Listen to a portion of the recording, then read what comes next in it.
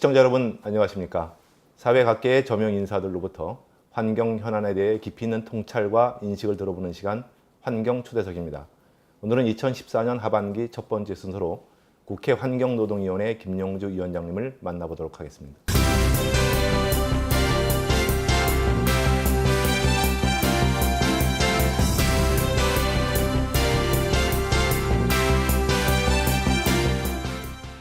안녕하십니까? 예, 안녕하십니까? 네, 먼저 환노위원장이랑 중책을 맡으신 걸 진심으로 축하드립니다. 예, 감사합니다. 본격적인 인터뷰 앞서서 저희 시청자들에게 인사 말씀 부탁드리겠습니다. 시청자 여러분 반갑습니다. 이번 19대 국회 후반기 환경노동위원장을 맡은 서울 영등포갑 출신 김영주 의원입니다. 2년 동안 우리 국민들께서 쾌적한 환경, 안전한 환경에서 생활하실 수 있도록 국회에서 상임위를 이끌어가는데 최선을 다하도록 하겠습니다. 네, 조금 가벼운 질문부터 한번 시작해 보도록 하겠습니다. 예. 위원장님께서는 17대 의원 시절에도 국회 환노위원으로 활동을 하신 걸로 제가 알고 있습니다. 예. 그런 만큼 감회도 있으시고 또 가오도 남다르실 것 같은데 김 위원장님께 환경이란 무엇입니까? 한마디로 환경은 국민의 생활에서 가장 중요한 일부분의 하나라고 생각을 합니다. 그리고 환경은 국민의 삶의 질, 환경이 개선된다면 국민의 삶의 질이 개선된다 이런 생각을 갖고 있습니다. 제가 17대 국회 환경노동위원회 활동을 했는데 영등포에서 오래 살았습니다. 네. 그러다 보니까 주변 환경이 쾌적하지 못했습니다. 네. 약품회사도 많았고 또 섬유회사도 많았고 네, 네. 그래서 그때 17대 지금 층간소음으로 국민들께서 많이 불편하시는데 그때 그 신도시가 많이 생겼었습니다. 네. 분당 또 일산 그러면서 그 차량 소음으로 고통받는 분들이 많고 또 골프 연습장 예. 이런 분들인데 소음을 규제하는 법이 없었습니다. 네, 그래서 소음 방지법 그리고 약품 냄새 또 쓰레기 처리 냄새 하는 그 생활 환경과 관련된 악취 예. 방지법 이런 것들을 17대에 네. 많이 그때 그 법을 좀 다뤘었습니다. 예. 그래서 저는 환경이란 한마디로 국민들의 삶의 질에 가장 중요한 그런 부분 중에 하나다 이렇게 생각을 하고 있습니다. 네. 예.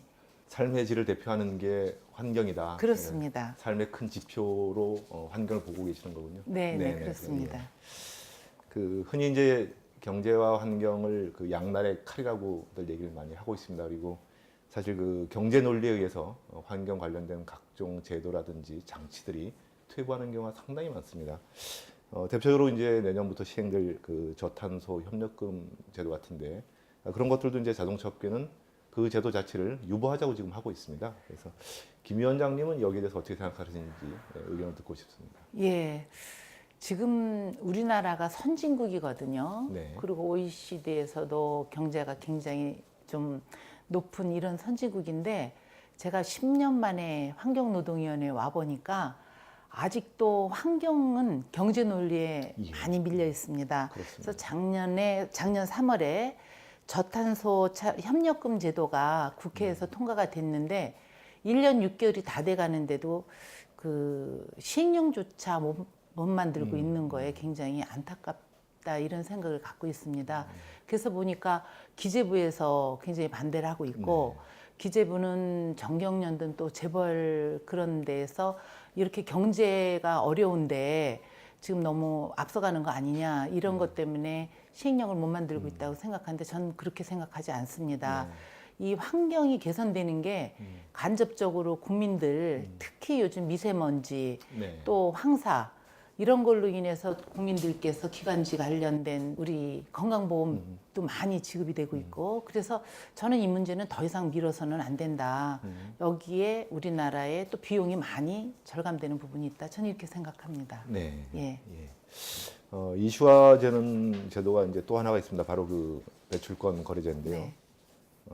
기재부가 사실 이제 여기에 대해서 상당히 그 부정적인 입장을 보이고 있어서 이 제도 또한 그 후퇴할 거라는 우려가 지금 높아지고 있는 상황입니다. 어떻게 보십니까? 그 거의 같은 맥락인데요.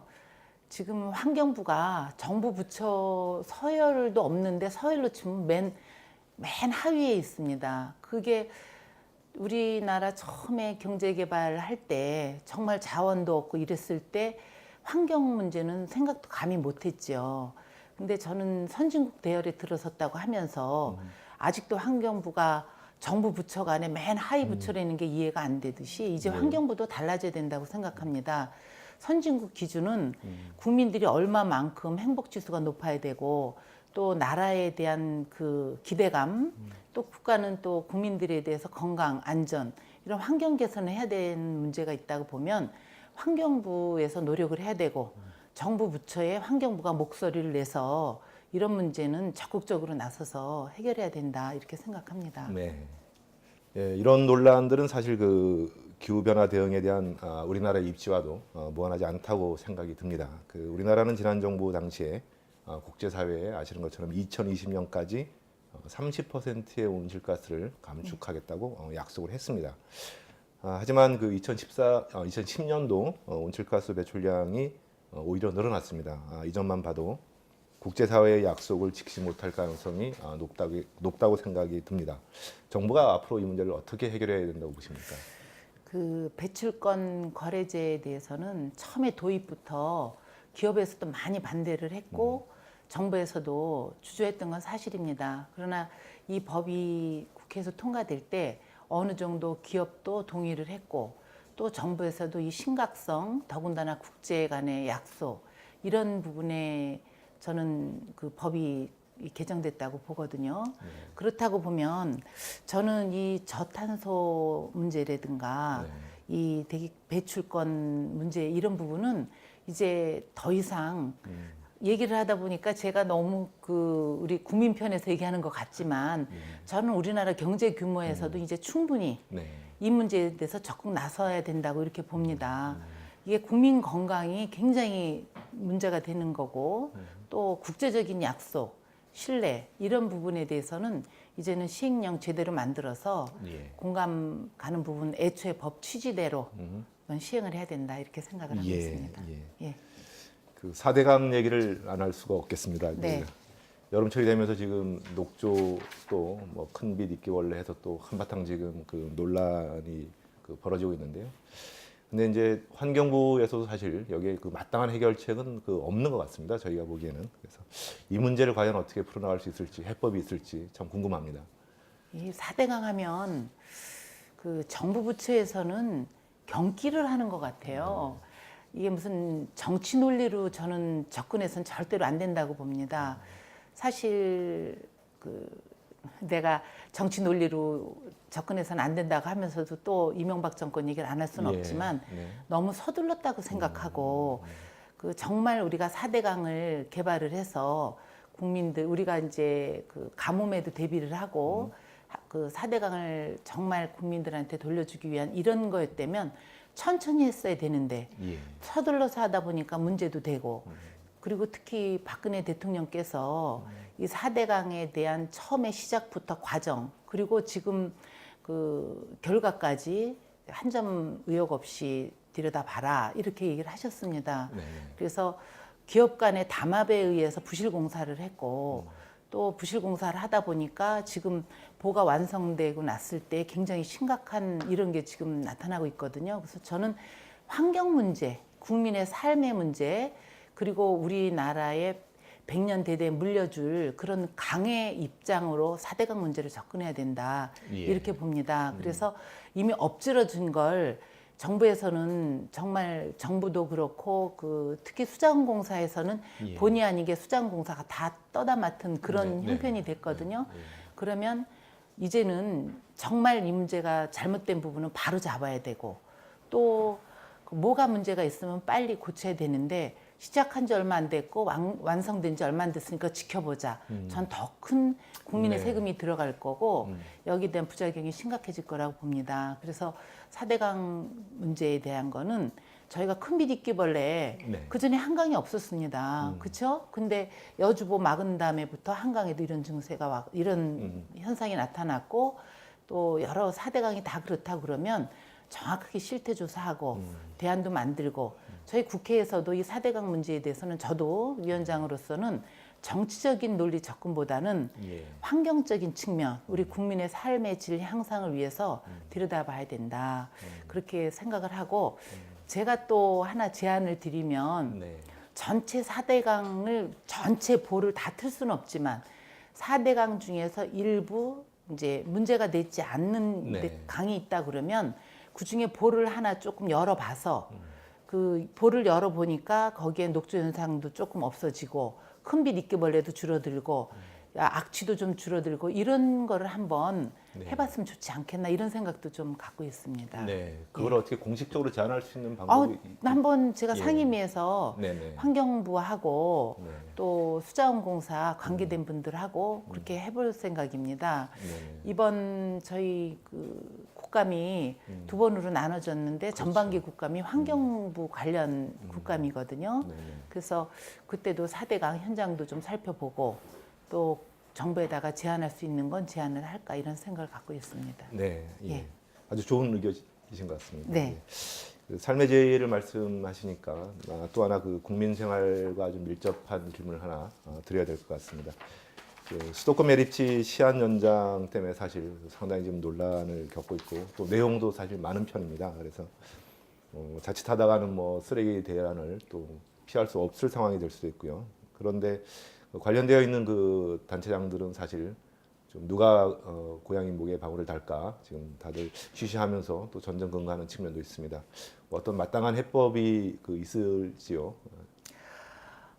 이 쓰레기 매립은 17대 때도 저희가 국감을 갔을 때 이 인천 거기 이 쓰레기 매립 관련된 지자체 간에 데모하고 차량이 못 들어가게 하고 그런 적이 있었습니다. 그런데 이거는 지자체에 대한 문제가 아니라 우리 나라 전체 문제라고 봐야 되고요. 그리고 저는 늦었지만 어쩌면 또 옛날에 이미 시행되고 있는 제도를 돌린다는 생각을 가질 수 있지만 이런 문제는 환경부에서 직접 나서서 저는 이 해결을 해야 된다고 봅니다. 세 군데 지자체가 이게 연결이 돼 있거든요. 서울특별시, 인천, 경기도 뭐 이렇게 돼 있는데 어떤 지자체의 그 개발이라든가 이익이라든가 이런 논리에 빠져서는 안 되고 그러다 보니까 너무 지자체에 환경 관련된 거는 너무 많은 이관을 보내지 않았는가 이런 생각을 합니다. 그래서 환경부에서 직접 나서 갖고 지자체장도 설득을 하고 관련 부분을 설득을 해서 이 문제를 슬기롭게 해결해 나가야 되지 않나 저는 이렇게 생각을 합니다. 예. 하나 덧붙여서 그러면 여쭤보고 싶은 말씀이 환경부가 지금 그러면 중재자로서 또 네. 조정자로서 또 정책 당국자로서 그 쓰레기 문제에 대해서 제대로 역할을 하고 있다고 보고 계신지요? 제가 이 상임위 맡은 지 이제 2달도 안 됐기 때문에 뭐 이렇게 얘기를 할 수는 없지만 환경부가 정부 눈치를 안 볼 수가 없고 또 정부에서는 이건 지자체 문제다. 그러니까 지자체장은 또 표를 생각할 수밖에 없고 이게 나쁜 이게 그 현상이 지금 반복되고 있는 것 같습니다. 그래서 환경부가 욕을 먹는 부서가 돼야 돼요. 그리고 또 정부에다 할 말은 해야 되는 부서가 돼야 되고 그래서 제가 상반기에 정무위 간사를 할 때 총리를 뵐 기회가 많이 있었습니다. 그때 총리 얘기도 환경부에 힘을 실어 주십시오. 환경 문제가 얼마나 심각한데 환경 문제가 계속 환경부가 밀리고 있습니다. 이런 얘기를 했었습니다. 아이들 가습기 문제 사건 났을 때 그리고 지금 아토피로 인해서 피부 질환 많이 나고 아이들이 고통받고 있는데 이게 우리 생활 속 세제의 용도가 다 명기가 안 되고 있거든요. 환경부에서 이걸 해결해 줘야 되는데 이 업체가 대부분 재벌기업입니다. 그렇듯이 환경부는 이제 더 이상 그 정부 부처 눈치 보지 말고 환경부가 못한다 보다 여태까지 그렇게 해왔다 그러면 앞으로 힘을 갖는 부처가 될 수 있도록 국회에서도 전폭 지원을 해줘야 되겠죠. 네. 예. 환경부 장관께서 들으시면 아주 좋은 말씀이실 것 같습니다. 네. 전 쓴 얘기도 하고 네. 그렇게 좀 저희 국회의 역할이 굉장히 중요하다고 생각합니다. 예. 그 세월호 참사 이후에 그 안전 문제가 사회에 큰 화두로 지금 떠오른 상태입니다. 환경부 산하기관 중에 그 국립공원관리공단 같은 경우에 직접 19곳의 그 공원을 지금 관리를 하고 있지만 안전 관련된 인력은 사실 턱없이 부족하다는 지적을 받고 있습니다. 이 문제를 어떻게 해결해야 된다고 보십니까? 예, 이번에 세월호 사건이 난 데가 진도 앞바다가 다도해 예. 국립공원 해상 지역에 있는 데입니다. 그러다 보니까 이번에 국립공원 직원들도 정말 그 과로사로 할 정도로 고생을 예, 하는 걸 예, 이번에 예. 느꼈습니다. 그래서 19대 하반기 그 환경부 업무보고 때 국립공원에 대한 실태 보고를 받다 보니까 급여도 그 공기업 중에 최하위고 직원들 구성도 다 계약직으로 돼 있고 인원도 아주 형편없습니다. 아, 예, 그래서 제가 환경부 장관한테 인원 이 부분에 대해서 총리께도 말씀을 드리고 네. 그리고 국립공원이 그 헬기 사고도 국립공원 우리 그 국립공원 관리공단이 꼭 산에만 있는 게 아니라 바다에도 있고 그렇습니다. 육지에도 있고 다 있습니다. 그래서 이들의 안전, 급여 그리고 전문화 이렇게 하기 위해서는 그 국립공원 관리공단 직원들 문제부터 현실화시켜야 된다 이렇게 생각을 하고 있습니다. 예. 네, 오늘 저희가 준비한 질문 여기까지입니다. 그 바쁘신 의정 활동에도 시간을 내주셔서 정말 감사드리고요. 끝으로 시청자 여러분께 전하실 말씀이 있으시면 간단히 한 말씀 부탁드리겠습니다. 네. 시청자 여러분도 환경 문제에 대해서 관심이 많이 갖고 계시는데 저희가 환경 그 문제에 대해서 열심히 하지 못했던 것 같아서 굉장히 송구스럽습니다.